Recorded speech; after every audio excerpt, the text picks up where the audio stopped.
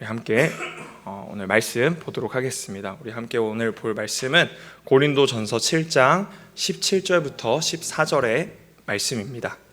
고린도전서 7장 17절부터 24절의 말씀을 함께 보도록 하겠습니다.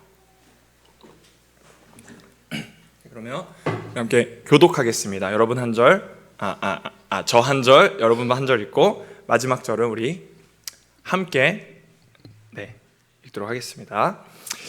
오직 주께서 각 사람에게 나눠주신 대로 하나님이 각 사람을 부르신 그대로 행하라. 내가 모든 교회에서 이와 같이 명하노라.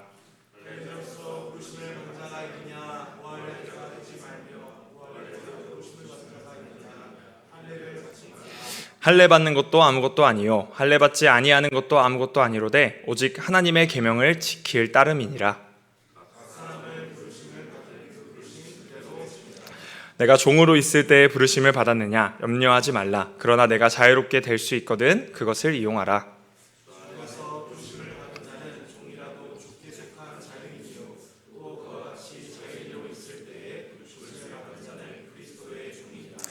너희는 값으로 사신 것이니 사람들의 종이 되지 말라. 형제들아, 너희는 각각 부르심을 받은 그대로 하나님과 함께 거하라. 아멘. 여러분 안녕하세요. 또 오랜만에 이 자리에 섰는데 여러분 이번 주 날씨가 또 갑자기 엄청 추워진 것 같아요.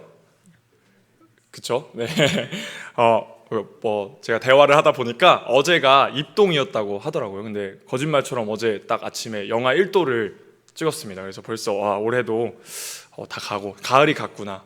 저 이번에 아직 등산도 한 번도 안 갔고 단풍 구경도 못 했는데 벌써 겨울이 온 것 같아요. 그래서 이제 올해도 몇 달 남지 않았고 이제 곧 있으면 우리는 이제 새로운 2025년을 맞이를 벌써 해야 할 때가 됐습니다. 여러분 해마다 이맘때가 되면 그러니까 이제 날씨도 되게 추워지고 뭔가 이제 내년을 좀 바라볼 때가 되면 항상 이제 우리 머릿속에 드는 생각들이 있죠. 근데 하울링이 저한테만 나나요 지금? 어떻게 그럴 수 있지? 왜 저한테만 하지? 다 같이 나오고 있는 건 줄 알았는데.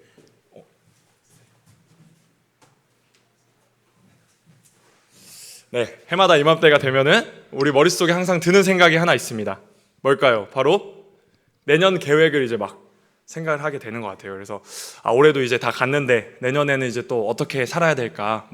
그 계획이 지켜지지 않을 수도 있겠지만 하여튼 열심히 이제 내년을 구상하면서 여러 생각들을 하게 되는 것 같습니다. 근데 그것은 이제 이런 우리 개인의 차원에서도 마찬가지지만 공동체적인 차원에서도 또 별반 다르지 않은 것 같아요. 그래서 우리가 함께하고 있는 이 따스한 교회도 이제 또 비슷한 고민을 해야 되는 때가 되지 않았나 싶습니다. 이런 고민이죠. 내년에 우리 따스한 교회는 또 어떤 모습으로 우리가 함께하게 될까, 이런 고민들이 또 우리 안에 있습니다. 그래서 이에 맞춰서 우리가 열심히 고민하고 있는 것 중에 하나는 또 은사사역 지원서를 우리가 또 다들 가슴에 품고 계신가요? 은사사역 지원서를 열심히 보면서 고민하고 계신 분들도 아마 있지 않을까 생각을 합니다. 저도 이제 우리 공동체, 이 따스한 공동체와 어떤 모습으로 내가 함께 할 수 있을까, 이런 나를 부르신 자리는 어디일까, 이런 고민을 하면서 열심히 기도하고 있는 시간을 보내고 있습니다. 그래서 오늘은요 함께 이 고민, 제가 방금 나눈 이 고민과 이 생각을 가지고 좀 말씀을 나누려고 합니다. 이 고린도 7장 말씀을 우리가 함께 보면서 부르심이라는 단어를 좀 함께 살펴보려고 하는데요. 본격적으로 말씀을 보기에 앞서서 저는 여러분한테 이제 두 가지 질문을 좀 드리고 싶어요. 두 가지 질문을. 첫 번째 질문은 뭐냐면요, 여러분은 스스로를 어떤 그리스도인이라고 생각하시나? 나는 어떤 그리스도인일까? 또 조금 다르게 말하면 나는 어떤 헌신을 하고 있는가? 어떤 모양으로 나는 헌신하고 있는가? 이런 걸 좀 한번 돌아보면 좋을 것 같아요. 그래서 나는 어떤 온장이었고, 또 나는 어떤 교사였고, 나는 어떤 찬양단이었지, 또 더 나아가서 나는 어떤 그리스도인이지? 이런 질문을 한번 드려보고 싶습니다. 저도 한번 생각해보면, 이제 전 사역자니까 나는 어떤 사역자일까 이렇게 생각해보면 저는 운전을 못하는 사역자였는데요. 근데 몇 주 전에 이제 자격은 갖췄습니다. 운전을 할 수 있는 자격은 갖췄는데 여전히 운전 못하긴 하는데, 하여튼 첫 번째 질문을 여러분한테 드리고 싶어요. 나는 어떤 헌신자인가, 어떤 그리스도인인가. 두 번째 질문은 우리가 이 교회 한 가족으로 이 공동체를 세워갈 때 나는 어떤 공동체를 만들어 가고 싶을까 하는 질문을 여러분한테 던지고 싶습니다. 그러니까 여러분들이 꿈꾸고 있는 교회 공동체의 모습은 어떠한가, 이런 질문, 이 두 가지 질문을 좀 드리고 싶어요. 그래서 오늘 말씀을 이제 우리가 함께 보면서 이 두 가지 질문을 가지고 이 부르심이라는 단어를 중심으로 좀 함께 고민하고 좀 나눠보는 시간을 가지려고 합니다. 그래서 우리 함께 말씀을 보면서 우리 한 번 더, 우리 아까 찬양한 것처럼 다시 한 번 더 하나님의 부르심을 좀 붙들고 우리 한 해를 좀 계획하는 저와 여러분이 되기를 좀 바라겠습니다. 우리는 그럼 첫 번째 질문을 좀 봐야겠죠. 첫 번째 질문, 나는 어떤 헌신자인가, 또 어떤 그리스도인인가 라는 걸 좀 볼 때, 첫 번째로는 내가 어떤 사람인가라는 것에 고민하기보다 나를 부르신 분이 어떤 분이신가를 먼저 좀 알면 좋겠습니다. 우리 18절 19절 말씀을 우리 한 목소리로 읽도록 하겠습니다. 18절 19절 시작. 할례자로서 부르심을 받은 자가 있느냐, 무할례자가 되지 말며 할례 받는 것도 아무것도 아니요 할례 받지 아니하는 것도 아무것도 아니로되 오직 하나님의 계명을 지킬 따름이니라. 아멘.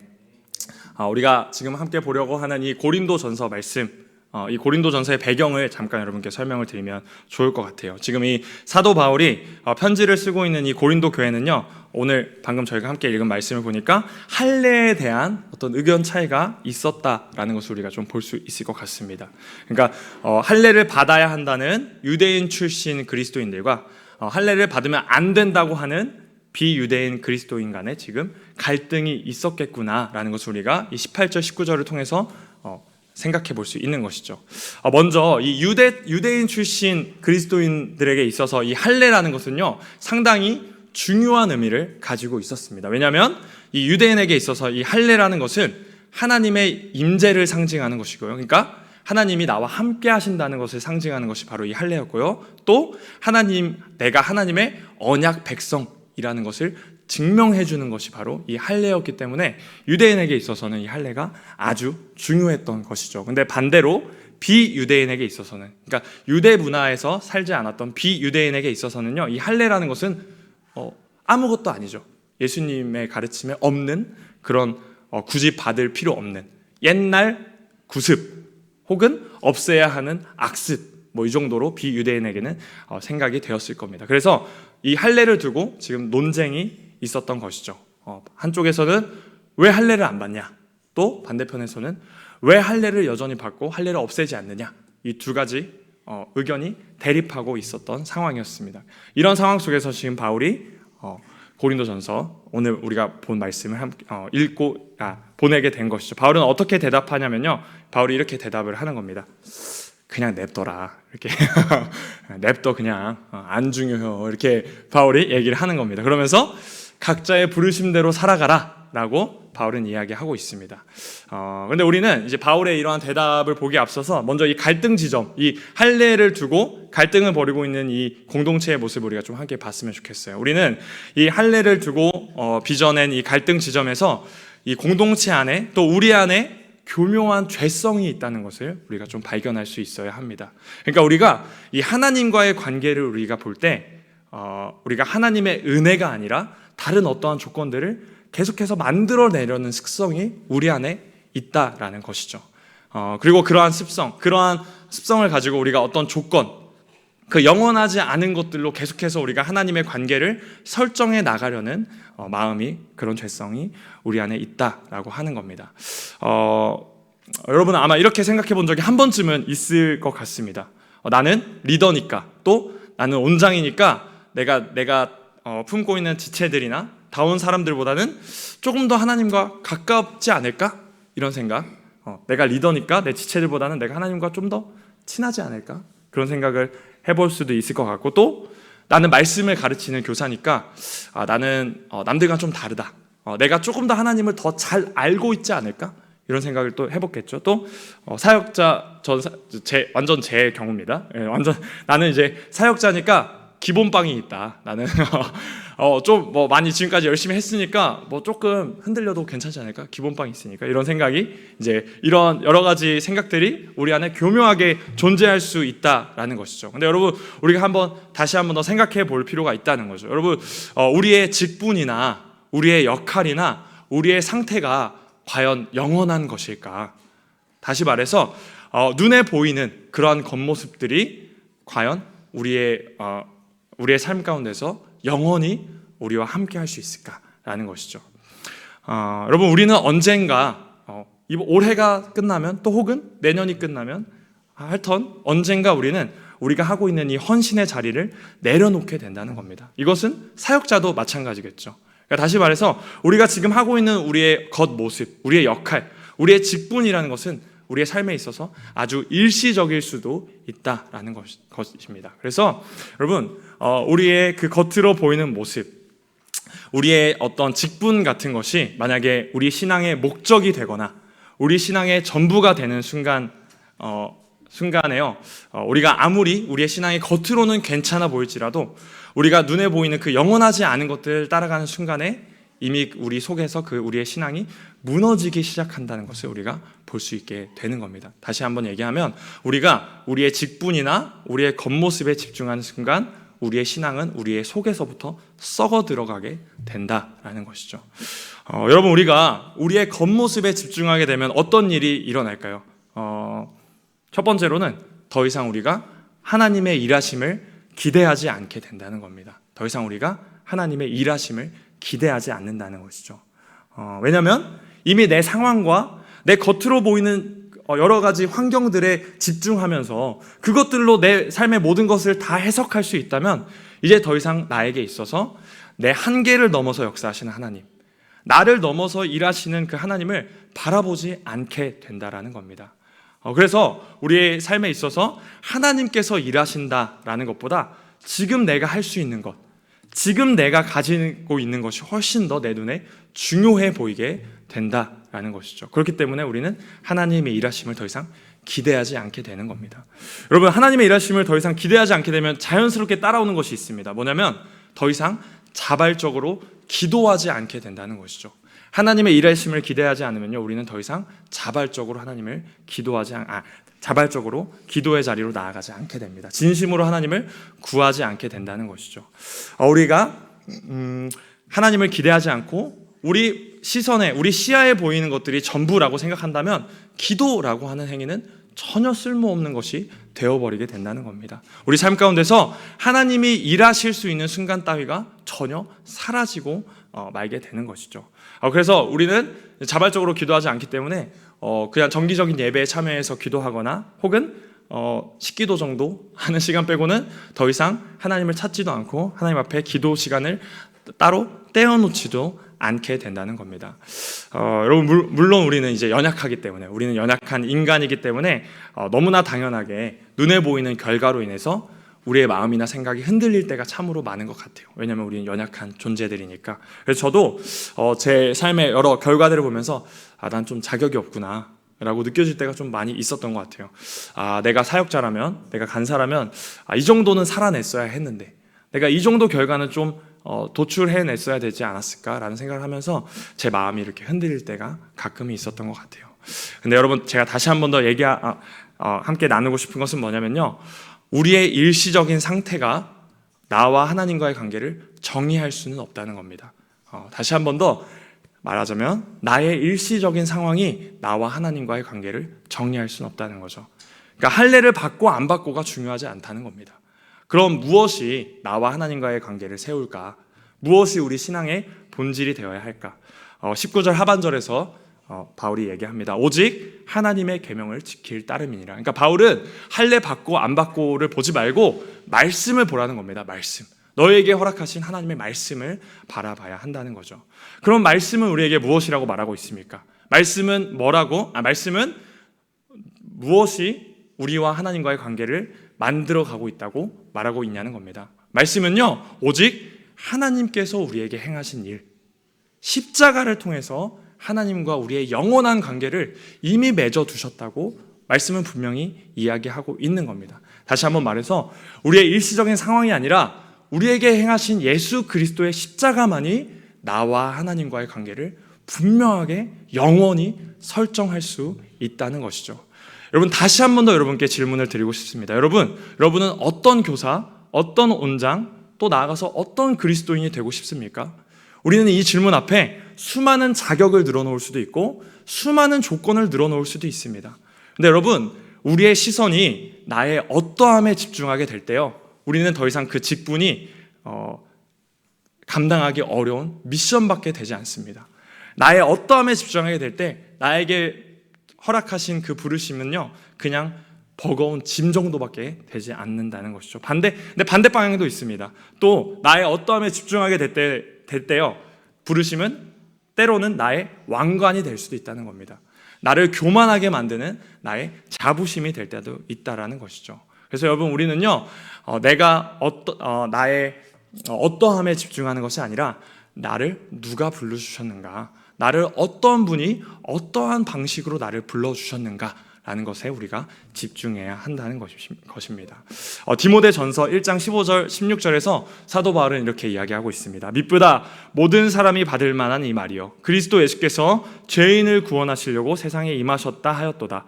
죄인 중에 내가 괴순이라. 그러나 내가 긍휼을 입은 까닭은 그리스도께서 내게 먼저 일체 오래 참으심을 보이사 후에 주를 믿어 영생 얻는 자들에게 본이 되게 하려 하심이라. 아멘. 사도 바울은 자신을 향하신 그리스도의 부르심을 어떻게 해석하고 있습니까? 먼저 자신을 완전히 죄인 중에 괴수라고 낮추고 있습니다. 그러면서 이렇게 이야기하는 겁니다. 나는 나의 어떠함보다 하나님이 나에게 주신 그 오래 참으심을 묵상한다. 그러면서 나에게 불러주신 하나님의 목적이 분명히 있을 것이다 라고 바울은 고백하고 있는 것이죠. 그래서 여러분, 제가 아까 함께 찬양하면서 저도 너무 신기하고 은혜를 많이 받았는데, 우리의 연약함이 드러날 때마다 우리가 생각해야 할 것은 나의 어떠함이 아니라 다시 십자가로 돌아갈 필요가, 다시 복음으로 돌아갈 필요가 있다라고 하는 겁니다. 그래서 우리가 첫 번째 질문에 이렇게 대답할 수 있을 것 같습니다. 나의 어떠함을, 내가 어떤 사람인가를 생각하기보다 나에게 베풀어 주신 그 하나님의 사랑, 그 하나님의 용서로 인해서 나는 하나님께 내 삶을 헌신할 수 있습니다. 그분의 부르심 앞에 내가 순종할 수 있습니다 라고 우리가 대답할 수 있다라는 것이죠. 그러면 이제 우리 두 번째 질문을 한번 또 보겠습니다. 두 번째 질문, 나는 어떤 공동체를 만들어 가고 싶은가? 이에 대한 대답은 우리가 세상의 법칙보다 복음의 법칙이 역사하는 공동체를 만들어 가자라고 답할 수 있을 것 같아요. 우리 21절부터 23절 또 한 목소리로 함께 읽도록 하겠습니다. 시작. 내가 종으로 있을 때 부르심을 받았느냐? 염려하지 말라.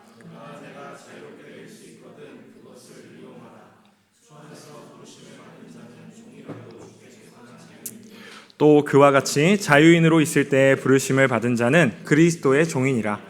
너희는 값으로 사신 것이니 사람들의 종이 되지 말라. 아멘. 바울은요, 이제 고린도 교회에 있었던 또 다른 문제에 대해서 지금 언급하고 있습니다. 어떤 문제인가요? 지금 이 바울이 살아가고 있는 이 사회는요, 신분제가 있었던 사회예요. 그러니까 노예제도가 있었던 사회가 지금 바울이 살아가고 있던 사회였습니다. 그리고 그 신분제도의 차이, 그 신분의 차이가 지금 고린도 교회 안에도 영향력을 끼치고 있었던 것을 우리가 또 본문을 통해서 볼 수 있는 것이죠. 그러니까 바울은 지금 그 문제, 노예제도가 교회 안까지 들어온 문제에 대해서 지금 바울은 끄집어내고 있는 겁니다. 바울은 먼저 이제 21절을 보니까 바울은 먼저 이제 노예들한테 이렇게 이야기합니다. 어떻게 얘기하냐면, 될 수 있으면, 그러니까 가능하다면 너희가 종의 신분에서 벗어나라 라고 지금 권면하는 거죠. 왜냐하면 이 노예제도가 하나님 나라의 법칙에 맞지 않기 때문에 바울은 권면하는 것이죠. 근데 그 뒤에 내용을 보니까요, 바울이 진짜 하고 싶었던 말은 이게 아니었던 것 같아요. 그러니까 너희가 온 힘을 다해서 노예의 신분을 벗어나라, 이게 바울의 의도가 아니었다는 거죠. 지금 바울은요, 우리가 앞서 봤던 그 할례 문제와 비슷한 관점을 가지고 이 노예제도 문제도 해석하고 있는 겁니다. 바울은 이렇게 보고 있는 거죠. 노예제도가 중요한 게 아니라, 그러니까 우리를 올가매고 있는 이 노예 신분보다 훨씬 더 중요한 정체성이 우리 모두에게 있다라고 바울이 이야기하고 있는 겁니다. 그런데 안타깝게도 이 고린도 교회는 지금 여전히 세상의 법칙이 적용되고 있는 공동체였던 것이죠. 여전히 이 노예 제도의 영향력 아래서 노예와 자유인 간의 어떤 장벽이 존재했던 공동체가 이 고린도 교회 공동체였던 것 같습니다. 근데 이러한 노예 제도의 영향력은요, 단순히 이 종들을 대하는 자유인들에게만 해당하는 이야기가 아닙니다. 노예들조차도 자기 스스로를 지금 세상의 법칙 안에 가두고 있었다라는 것이죠. 그래서 노예들은 이렇게 생각했을 겁니다. 내가 이 노예 신분이라는 장벽, 이 사회적 장애물을 내가 뛰어넘어야 하지만 나는 온전한 사람이 될 수 있어 라고 생각을 했던 것 같아요. 네, 그러한 노예들에게 지금 바울이 이야기하고 있는 겁니다. 뭐라고 이야기하고 있냐면, 염려하지 말아라. 너는 세상의 법칙이 아니라 다른 법칙 안에서 살아가는 존재다 라고 바울이 이야기하고 있는 거죠. 어떤 법칙이죠? 그것은 바로 하나님의 법칙, 복음의 능력이라는 것입니다. 우리 22절 말씀을 우리 한 번 더 함께 읽도록 하겠습니다. 시작. 주 안에서 부르심을 받은 자는 종이라도 주께 속한 자유인이요 자유인으로 있을 때 부르심을 받은 자는 그리스도의 종이니라. 이 말을 조금 쉽게 얘기하자면요, 복음이라는 것은 우리 안에 존재하는 모든 장벽을 허물 수 있다라는 겁니다. 그러니까 우리는 복음 안에서 종이 될 수도 있고 자유인이 될 수도 있다라는 것이죠. 왜 그럴까요? 우리 23절에서 바로 볼 수 있습니다. 23절, 너희는 값으로 사신 것이니 사람들의 종이 되지 말라. 왜냐면요, 우리는 그리스도께서 피값으로 사신 존재들이기 때문에 그렇다는 겁니다. 그러니까 그분의 생명과 그 복음의 능력이 우리 안에 살아있기 때문에 더 이상 우리는 사회적인 신분에 얽매일 필요가 없다라고 바울이 이야기하고 있는 것이죠. 이 말씀은 세 번역으로 읽으면 조금 더 잘 와닿는 것 같습니다. 제가 한번 읽어볼게요. 여러분은 하나님께서 값을 치르고 사신 사람입니다. 그러므로 사람의 노예가 되지 마십시오. 아멘. 여러분, 예수님께서는요, 자신의 모든 생명을 다 바쳐서 우리를 그분의 생명으로 불러주신 분입니다. 그래서 우리에게 있어서 가장 중요한 사실은요, 누가 노예고 누가 자유인이다 라는 것이 아니라는 것이죠. 우리에게 있어서 가장 중요한 사실은 여기 모이는 우리 모두가 그리스도의 생명을 얻은 자로서 복음의 능력 안에서 살아간다는 사실이 우리에게 있어서 가장 중요한 사실이라는 겁니다. 여러분, 이 세상에 존재하는 모든 조직, 이 세상에 존재하는 모든 공동체에는요, 규범과 규칙이 있습니다. 눈에 보이는 규칙이 없다고 할지라도 하다못해 은은하게 그 공동체 안에서 흐르는 문화나 행동 양식이 분명히 존재한다라는 것이죠. 그렇기 때문에 내가 어떤 규칙을 지키는지에 따라서, 그러니까 내가 어떤 행동 양식을 보이느냐에 따라서 내가 어떤 공동체에 속해 있냐를 말해주기도 한다라는 것이죠.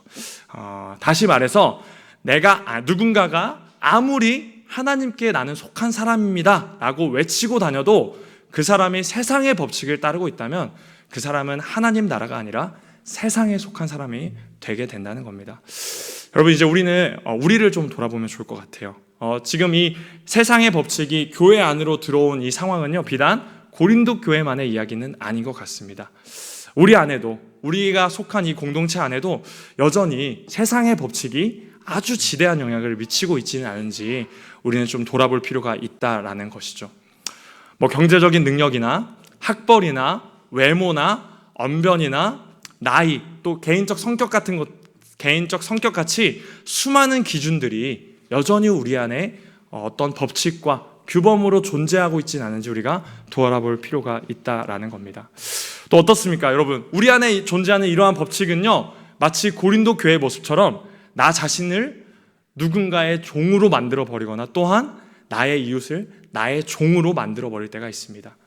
다시 말해서 우리 안에 비교와 질투로 인해서, 그러니까 수많은 기준들로 서로를 바라볼 때 우리 안에 들어오는 수많은 시기심과 질투로 인해서 우리 가운데 열등감과 교만이 슬그머니 들어오게 된다라는 것이죠. 결국에 우리 공동체 안에 들어온 그런 세상의 기준들은요, 우리 사이에 또다시 예수님께서 허무신 그 장벽을 다시 세우게 되어버린다는 것이죠.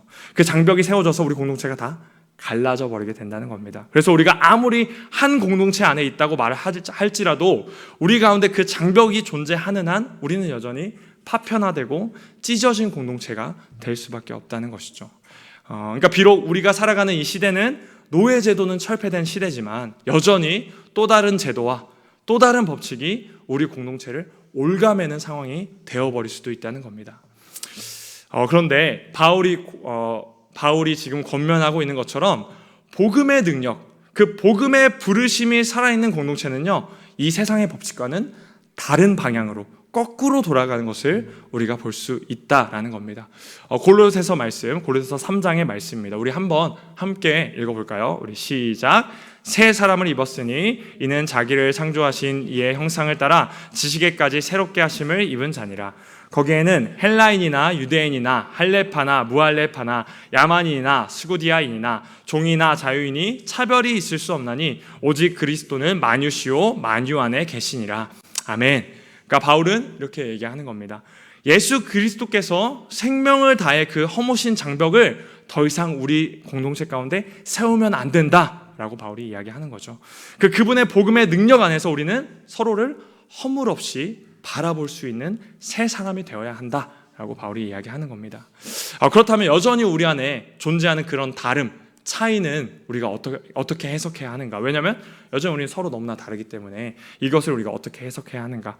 이렇게 서로 다른 경제 능력, 학벌, 외모, 성격, 나이 이런 것들은요, 이제 더 이상 우리를 갈라놓는 장벽이 아니라 서로의 부르심을 감당하는 데 사용되는 선한 도구가 되어주게 된다는 것이죠.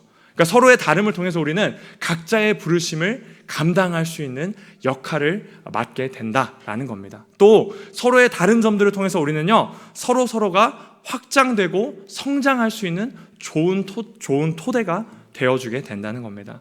여러분, 두 번째 질문을 다시 한 번 더 여러분께 드리고 싶습니다. 여러분은 어떤 공동체를 만들고 싶습니까? 여러분은 어떤 공동체를 지향하며 함께 모이고 있습니까? 여러분, 우리는요, 이제 다시 한 번 더 십자가에서 우리를 불러주고 계시는 그 주님의 음성을 들어야 합니다. 그 예수 그리스도께서 피값으로 우리를 사셨기 때문에 우리는 더 이상 사람의 종이 될 수 없음을 기억해야 한다는 것이죠. 우리가 진정 예수 그리스도 안에서 새롭게 된 자들이라면, 그래서 우리가 새롭게 된 자들이 모인 이 공동체라면, 이 공동체 안에서 역사하는 것은 이제 더 이상 세상의 법칙이 아니라 복음의 능력이 우리 가운데서 역사해야 한다는 겁니다. 그리고 그렇게 우리 안에서 역사하는 그 복음을 통해서 우리는 분명히 진실로 하나가 될 수 있을 것입니다. 이제 말씀을 정리하려고 합니다. 여러분, 어떤 헌신으로 또 어떤 그리스도인으로서 여러분은 살아가고 싶습니까? 우리는요, 우리의 직분에 집중하기보다 우리를 부르시기 위해서 행하신 하나님의 사랑을 먼저 바라보아야 합니다. 그래서 우리의 헌신의 원동력이 내가 온장이고 내가 교사고 내가 찬양팀이라는 사실에 있으면 안 된다는 것이죠. 우리 헌신의 원동력은 오직 나를 사랑하사 나를 위하여 십자가를 지신 그 예수 그리스도의 복음의 부르심으로부터 우리의 헌신의 원동력이 시작되어야 한다라는 겁니다. 두 번째 질문, 또 어떤 공동체를 여러분은 만들고 싶었습니까? 우리가 따르고 있는 법칙은요, 우리의 소속이 어딘지를 정확히 보여줍니다. 물론 우리의 공동체 안에 여러 가지 체계도 필요하고 문화도 필요하겠지만, 그보다 먼저 우리 공동체 안에 분명히 복음의 능력이 살아있어야 할 것입니다. 그리고 우리는 그 복음의 능력 안에서 완전히 새로운 존재가 되어서 새로운 법칙을 따르며 살아갈 수 있다라는 것이죠. 우리가 새로운 법칙을 따르며 살아갈 때 비로소 우리 안에 스멀스멀 다시 올라오고 있었던 그 장벽을 우리가 담대하게 허물 수 있을 것입니다. 24절에서 바울은 이렇게 권면합니다. 형제들아, 너희는 각각 부르심을 받은 그대로 하나님과 함께 거하라. 우리는 이 바울의 24절의 권면처럼 이 그리스도의 부르심을 받은 그 모습 그대로 날마다 하나님과 함께 거하는 우리 각자가 되어야 한다는 것이죠. 또 그렇게 우리가 하나님과 함께 각자 부르심을 감당하며 거하면서 한 공동체로 복음의 능력을 우리가 보여줘야 한다라고 하는 것이죠. 여러분, 우리가 이 복음의 부르심 아래서 정말 기쁨으로 헌신하고 또 그 복음의 능력으로 우리 공동체를 함께 세워가는 우리 모두가 되면 좋을 것 같습니다. 그래서 우리가 나의 연약함이 드러날 때 나를 부르신 하나님을 바라보고, 또 우리 가운데 또다시 여러 가지 장벽이 세워지려 할 때 우리 다시 한 번 더 그 피값으로 모든 담을 허물어 주신 우리 그리스도를 바라보면 좋겠습니다. 우리 시간 이 밤에 함께 기도할 때 다른 어떠한 것이 아니라 나를 부르신, 또 우리로 부르신 그 하나님을 바라보면서 간절히 주님께 부르짖는 저와 여러분이 되기를 바라겠습니다. 우리 시간 우리 함께 우리 들은 말씀을 생각하면서 우리 찬양하고 기도하며 나아갑시다.